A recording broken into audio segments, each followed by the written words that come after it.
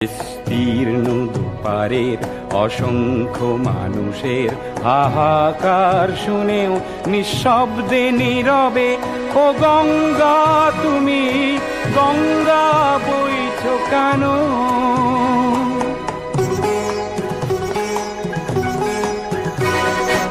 নৈতিকতার স্খলন দেখেও মানবতার পতন দেখেও নির্লজ্জ অলস ভাবে বইছো কেন?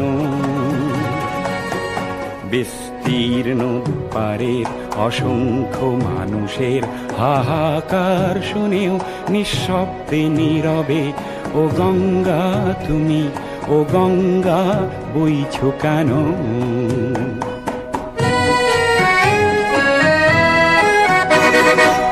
জ্ঞানবিহীন নিরক্ষরের খাদ্যবিহীন